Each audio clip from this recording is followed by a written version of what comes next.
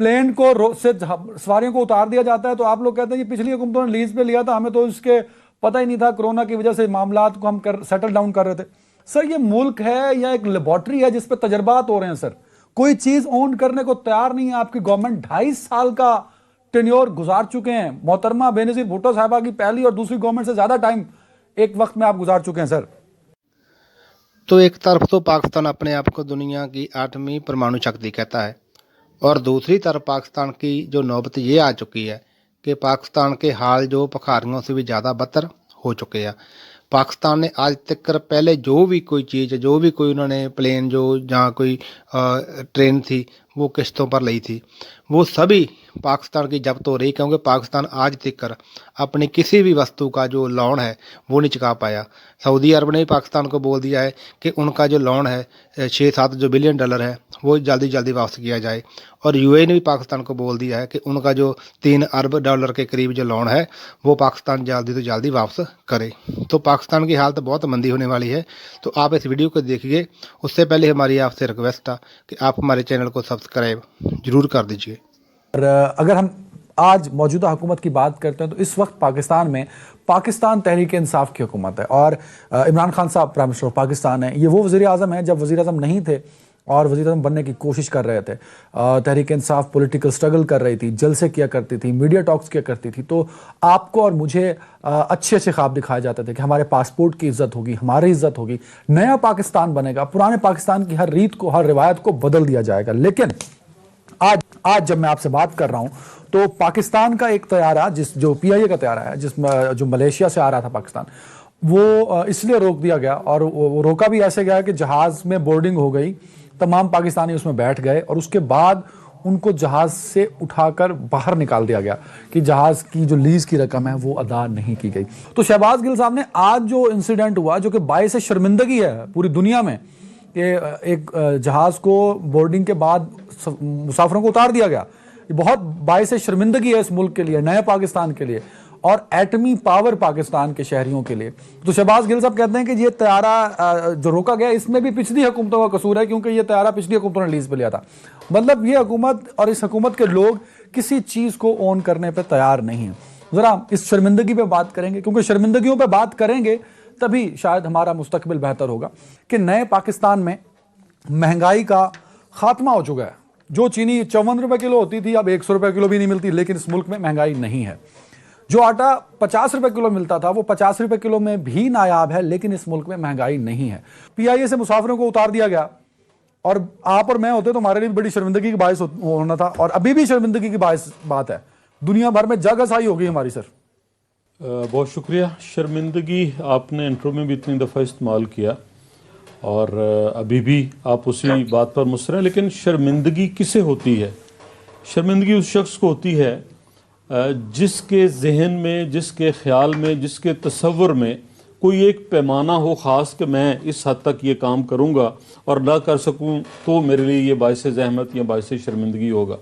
जब आप सिर्फ नाज़ा और फरहां, एक तो वो 92 का वर्ड कप उस पे हों, दूसरा ईमानदार पे हों, हैंडसम पे हों, तो फिर आपका पीआईए इससे पहले कहाँ पहुंचा? आज कोई बड़ी बात तो नहीं है उससे जो कुछ हुआ, लेकिन दूसरे लिहाज से बहुत बड़ी बात भी है कि वो जो बैनुल अक़वामी सतह पे और इस्लाम की और मुल्क पाकिस्तान की नुमाइंदगी और क्या से क्या नारे और क्या दिल फरेब वो वादे थे, और आज जिस मुकाम पर हम खड़े हैं, आपने चंद चीज़ें गिनी लेकिन आप गिनते जाइए। सबसे पहले मैं मतलब अपने आप से शर्मिंदा हूं जो कुछ हमारे पीआईए के तैयारे के साथ हुआ।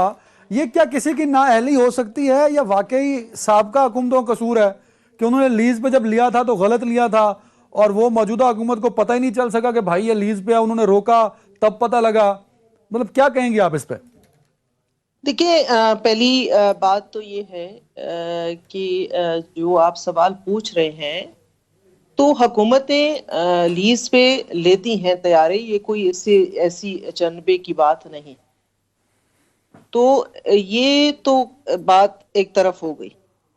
अब उसकी किस्तें क्यों नहीं दी गई और इस हद तक ये क्यों आया मामला कि इतनी बड़ी हमें जो है ना एम्बैरेसमेंट उठानी पड़ी कि आपके तैयारे से लोगों को, मुसाफिरों को उतारा गया और मेरे ख्याल में ये मुल्क के लिए, किसी भी मुल्क के लिए ये बहुत बड़ी शर्मिंदगी का बाहिस है कि एक इंटरनेशनल एयरपोर्ट पे आपका त्यारा रोक लिया जाए।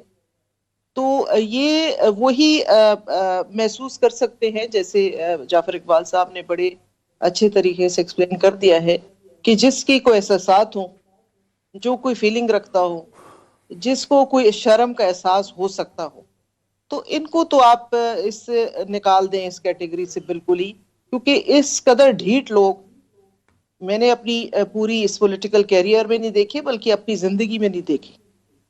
तो ये हर जो चीज होती है, जो मनफी चीज होती है, बड़ी खूबसूरती से उसको पहलू उसका निकाल के एक पॉजिटिव पता नहीं कहाँ से, तो उसके लिए आपको ढीठ होना पड़ता है और बेहिस भी होना पड़ता है। जिस तरह ये आप क्यों कहते हैं, आज हमारे वलीद इकबाल साहब ने सेनेट के फ्लोर पे खड़े होके इतने धड़ल्ले से एक तकरीर कर डाली कि महंगाई तो है ही नहीं पूरे मुल्क में, हमने तो बड़े जबरदस्त इक़दाम किए हुए। उस पे भी आता हूं, तो मैं उस पे भी आता हूं बिल्कुल। और एक आपने अपने इंट्रो में कहा कि पॉलिटिकल कैरियर, एक शख्स के लिए आपने कहा कि उसका पॉलिटिकल कैरियर, अगर पॉलिटिकल कैरियर इस तरह के होते हैं तो I am very sorry, political career बनाने के लिए बड़ी मेहनतें करनी पड़ती हैं, बड़ी जो जद्दोजहद करनी पड़ती है। हाँ, अलबत्ता ये हो सकता है कि जैसे आप एक अच्छी यूनिवर्सिटी से पढ़ के आए तो आपकी डिग्री की कुछ और अहमियत होती है, और या आप एक दुकान के ऊपर बने हुए जो सो कॉल्ड कॉलेजेस होते हैं उसमें से अगर अपना क्वालिफिकेशन करा के आए, बिल्कुल ठीक, तो वो जरूर क्वालिफिकेशन वो पॉलिटिकल हो सकती है।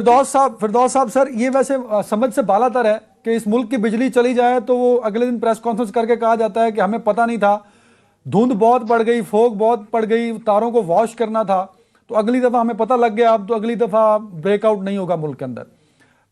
प्लेन को से सवारियों को उतार दिया जाता है तो आप लोग कहते हैं कि पिछली हुकूमतों ने लीज पे लिया था, हमें तो इसके पता ही नहीं था, कोरोना की वजह से मामलात को हम सेटल डाउन कर रहे थे।